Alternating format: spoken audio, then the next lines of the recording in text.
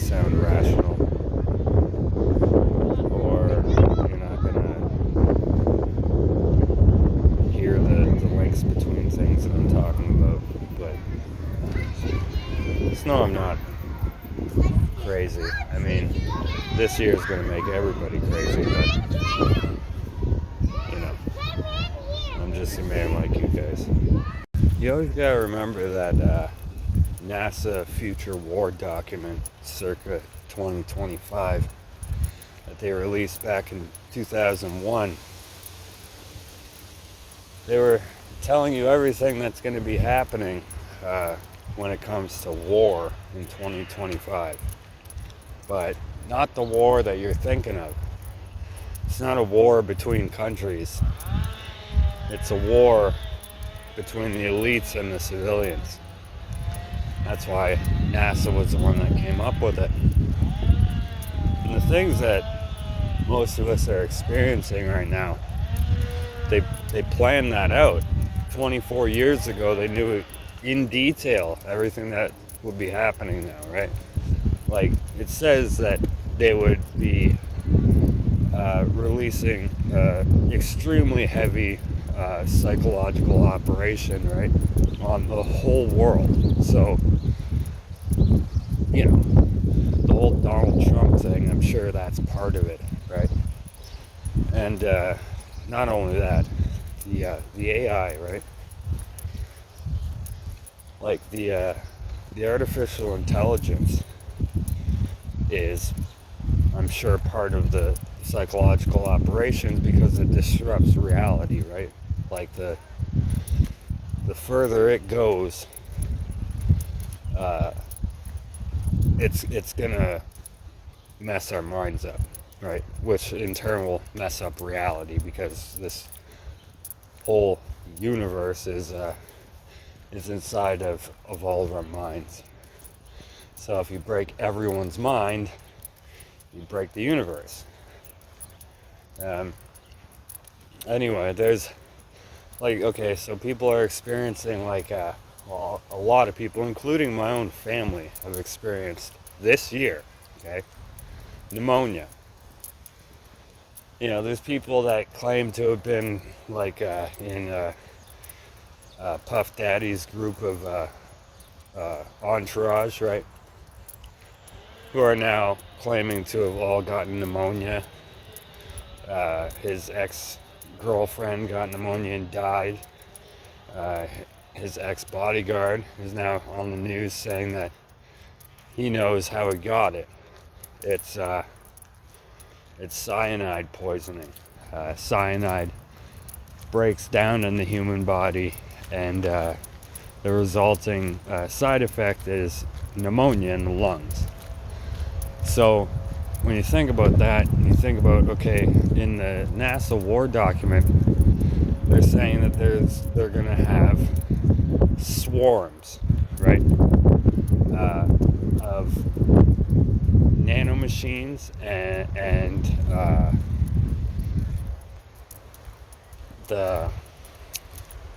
it's like large particles in the air, right? Smaller than 2 micrometers or millimeters, I'm not really sure, but it's small enough to get into your bronchioli of your lungs and get stuck, right? And it says it takes 2 years to dissipate out of the air. Like once they release it into the airstream, it stays in the air for 2 years before it even touches the ground. So, all these people getting sick, it's very possible that it is some type of cyanide, because cyanide,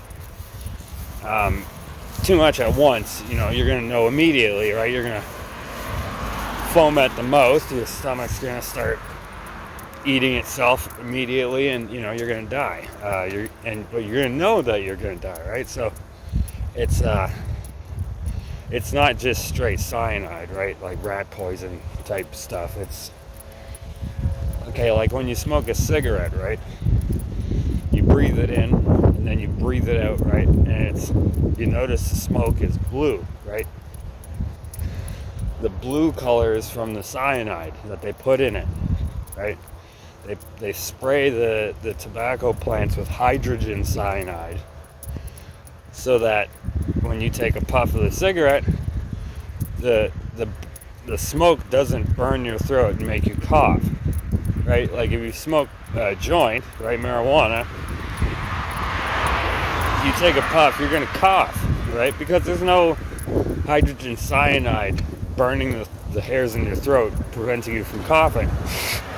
They add that into the cigarette so that you can keep smoking it and not know how much damage you're actually doing to yourself, right? So I'm thinking that they're putting some type of cyanide, maybe hydrogen cyanide, in the sky, right? And it's making people sick. You know, and not just that, like they said, other things too, like microscopic nanobots, right? That are programmed to attack you from inside. You know, like when you really like go back and you study this document, right? What was it called? The Future is Now. Future Warfare circa 2025. Pretty sure that's what it's called. Anyway, when you look it up and when you think about everything you've been experiencing that you know is different now, it's in there, right? You know, the only thing that hasn't like really stepped to the forefront that's in the document is the part about robots and cyborgs, right? Like, yeah, we have robots, but to the scale of what they've actually done so far all around the world, like building robotic armies for policing their people, they haven't shown us that yet. Even though it's made already, I can guarantee it. I can see it in my mind. You know, there's a video where there's two guys working on a robot,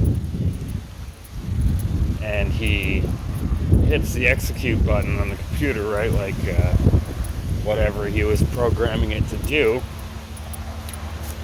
He does it, and all of a sudden the thing starts attacking at him, right? Like it's hooked up to a harness and everything, so it doesn't actually rip the guy to pieces, but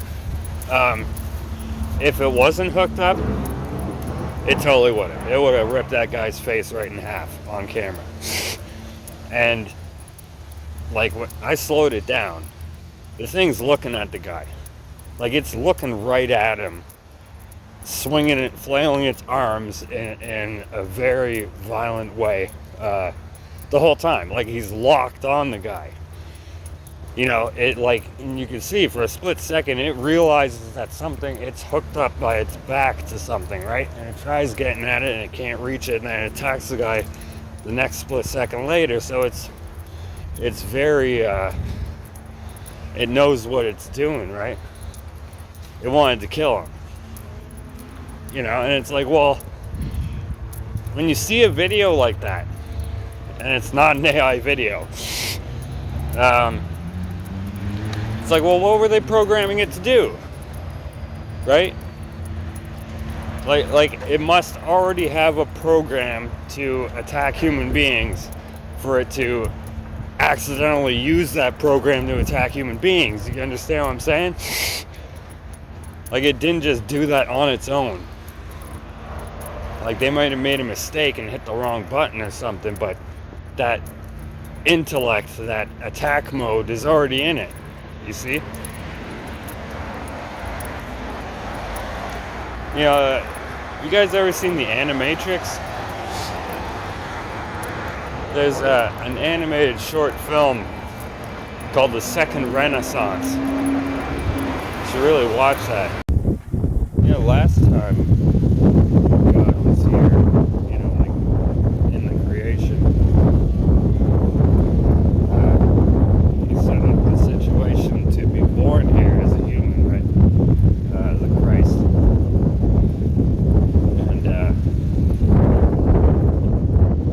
Well, when he was around, like in the flesh, before he ascended, you know, you hear all these different stories. You read the Bible, you read the Quran, you know, like you read the setup for the Messiah in the Old Testament. It's like, you know, you gotta ask yourself, like, why did he do that? Why did he, if he can create anything, right? Like he could create us out of dust, right? Just put sand together and blow his breath onto it and bring Adam to life, right? Like, and you hear those stories in the Quran about Jesus when he was a kid, and he molded together some birds out of clay, and he breathed on them, and they came to life. So it's like that in itself. It's, you know, like that's God. That's the Creator. So it's like, why didn't he do that for himself? Why did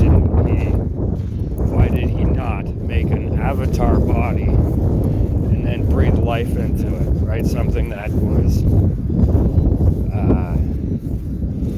not human at all, right? Like Jesus was half human, right? Like his mother's half of his blood was human. And then the father's side was, well, I guess you'd say non-existent. He had no paternal DNA. So, you know, it's like, why did he just, you know, make a little statue and then bring life to the statue and get inside of it, right? Like, why did he have to go through 9 months in his mother's womb and being born and dealing with all that, you know, opening your eyes to the light and pain and the sounds and the non-stop crying and just, you know, all that, everything a human baby goes through, and then, you know, as a child, struggling with your parents and starving, and, you know, like I ask myself these questions, like, because it's like, well, what if he comes back, you know, in the flesh again, like born through another instance, right? Like everyone says he's coming back, and it's really hard to pinpoint that in the Bible, that he's coming back and stuff like that. Like, when I read it, and I read the book of Revelation, I don't see him talking about himself. I feel like he's talking about somebody else, because he doesn't name himself when he's talking about the man that comes with the clouds, right? And I'm just thinking, like, well, okay, the first time he was here, he was not just a peacekeeper, he was a teacher, right? He was trying to teach the ones who would listen how to not act like an animal, right? How to not die in the flesh because of your stupidity, right? And it makes me think, well, okay, he said the second time he's coming, if it's actually him, like, well, obviously, whatever version of him is going to be, the spirit itself is the Father, right? So it's the same person, technically. The same consciousness at some point. So, like, he's going to come back as not just a warrior, but like a conquering force, right? Nothing will defeat him. He will defeat anything that stands in front of him. And, you know, it's hard to think about. Like, you know, if it was me, right? Like, you know, the whole setup's the same way. My mother is the vicar. You know, we're from the Rose City. You know, she's like the Virgin Mary, but not a virgin. my mother and my father both attempted to take their life at a young age, and they met in the hospital that they were getting care given to them, and that's when I was conceived.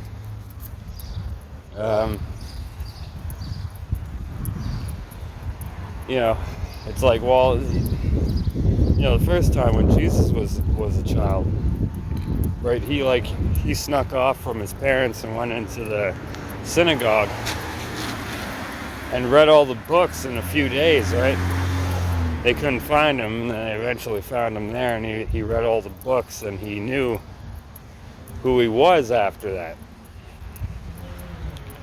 Yeah, I think maybe it'd be a similar situation when he comes back. If he's born again through a human, and he's in a human shell again, he's probably not going to know who he is.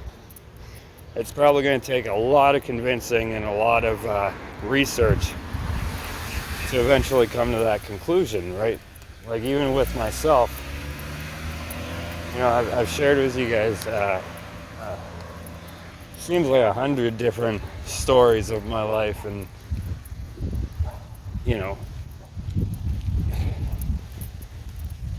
like it's gonna take more than just some convincing of old material to tell me that I am that person, because I obviously can get hurt.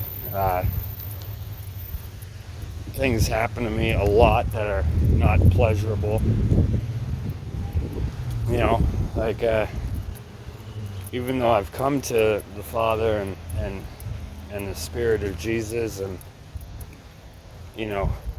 it's all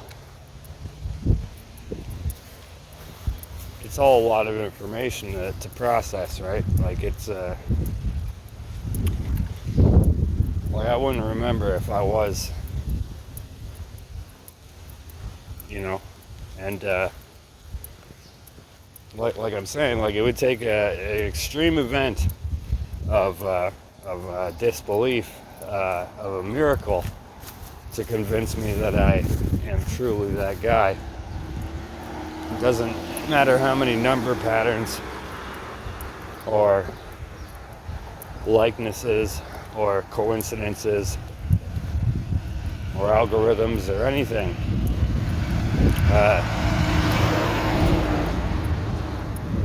Not until something crazy happens, I'm not really gonna 100% believe that I'm that guy, because it's hard. It's very hard. You gotta constantly stay on the right side of the line of sanity, right?